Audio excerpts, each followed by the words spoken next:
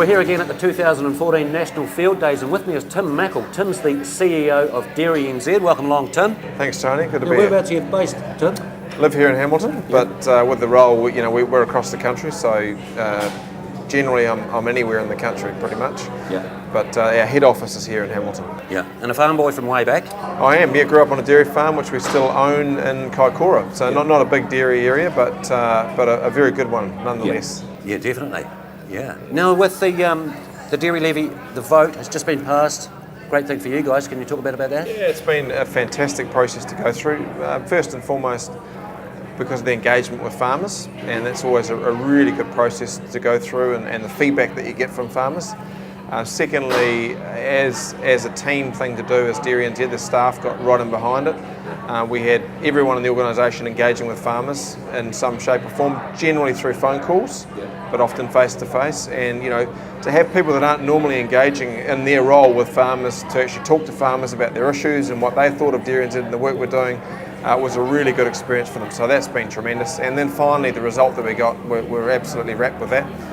Really strong turnout, big improvement on last time, and strong mandate in terms of support to the yes vote. So we're very thrilled with that too. That was a big improvement too. Can you tell us about your new website that you've just launched? It looks pretty flash, I saw it. It's great, and we're profiling it today at the Fieldays, and launched that just recently, and it's had some very strong engagement from farmers we know so far. So we're pleased with kicking it off. Look, there's a huge amount of information that we do hold on behalf of farmers. One of the common issues in terms of feedback we got from farmers was that great website, but not always the easiest to get around and find stuff that I need. Yeah. And so we needed to build a new one. And so with the new one, it's all about ease of use and making stuff readily available for farmers. And I'm wrapped with the outcome, and the farmers I've spoken to so far are very pleased with it too. It's probably, we know it's one of the biggest agricultural information websites globally. One of the biggest in terms of available to farmers in any sort of area. So we're pretty proud of it. This new code of welfare released last week. Can you tell me about that? Well, the codes are really important in terms of welfare standards, because first and foremost, farmers do care about the animals, and that's why they're farming. If they didn't like animals, dairy farmers, then they'd be growing crops or something, or trees. And so we've got to remember that. And that's what we hold first and foremost. But at the same time, consumers and the public are having more of a say about how we farm. And it not only involves environmental footprint, it also involves animals and the way we work with them, and even our staff and our people in the industry eventually as well. So we've got to be very aware of those things, and we've got to make sure that we're farming to high standards in all those areas. So it's a code is really about having everybody meet some minimum standards, some standards that we should be operating at, and then we work out how we go beyond that as well. But we've also launched recently the code of standards around data and information, and that's really the first step in a pathway to interoperability and connectivity between all the different providers of data and information. There's so absolutely, there's so much. Walk through here. Absolutely. So that code really is the first step to say, let's agree amongst all the different parties involved on a set of standards that we can all put in place, so that from there we can build on the idea of having maybe single entry, multiple uses for farmers, because farmers are always telling us information's becoming key, but I don't want to keep entering my information for all these different people that I'm working with. I want to do it once, and I want to be able to access it from different parts. So this code is very important in that, because at least it gets us agreeing on what we put in place first to enable it to happen down the track. And all the people that are making all this computerisation here in New Zealand, are they all keen to, or they just have to, they've got to get in? And so there's a whole lot of parties involved there, and it's the first step. It's early days, but we're pretty confident that we need to keep pushing down this track. As information and knowledge and so on becomes more important for farmers, we need to find an easy way for them to be able to access it and utilise it and actually get benefit and value out of it.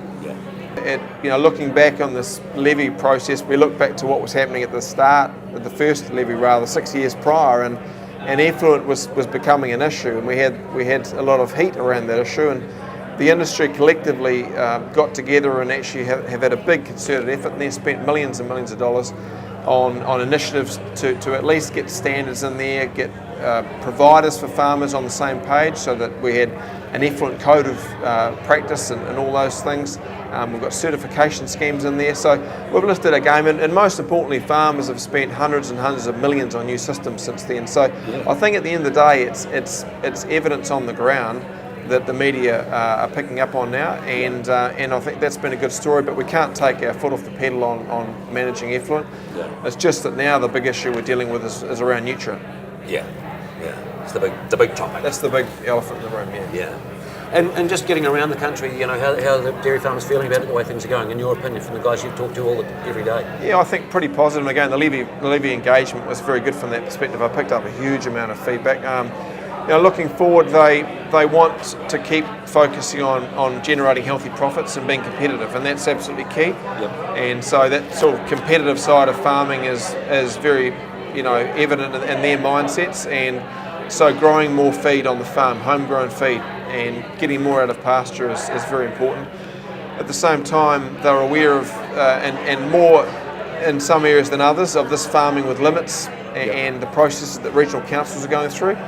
And if you live in Horizons, or you're in Canterbury or in some of those places, then you may be more aware of than other farmers, but it's coming for everybody. So they're aware of that, and that's an area where we're heavily engaged and working in as well. The ongoing need for good people on farms, there's a focus on that as well, and they want to have good quality people coming onto farms to help their businesses go better, but at the same time grow the farm owners of the future. So the issues haven't really changed. I guess we've got these new drivers that have been emerging around how we farm. So the nutrient issues, the way we work with our animals, and even you've got employment conditions as well is really coming to the fore as well now. Do you have to work with that a fair bit with the employment? We do, and so all of those issues I've touched on, with the new levy order in place, we'll be working very actively in that area for farmers, but also with our partners. That's great. I think a lot of guys, maybe new to dairy, haven't had a lot to do with staff prior to. You might convert your farm and you've never had too many workers, and then now you've got 4 of them. That's dead right. I mean, these are big businesses, as you know, Tony, and at the end of the day, if you haven't had that training, then it can be a big step for people. And so we've got a lot of resources, like People Smart is a program that is really the A to Z guide on how you deal with those things. Federated Farmers have got a lot of really good material on around helping you legally with your employment obligations and so on. So there's a lot of resource and information available to farmers out there, I think. A lot of people are spending more time thinking about off-farm time. It's very important. I think so. I think that's one of the, compared to when I was a kid. It was. And my father and mother, they probably worked 15 hours a day, 16 hours a day. I think that sort of downtime is more important, and that balance to farmers these days, and it should be. So, we need to be thinking about that and smarter farming and being more time efficient. So, programs like Milk Smart that we put on, that really started with that idea of how do we actually have the whole process of milking far more efficient, cut down the time, get the same output and the same productivity, same quality, but really streamline it, And so all these programs, so they'll be all on your website?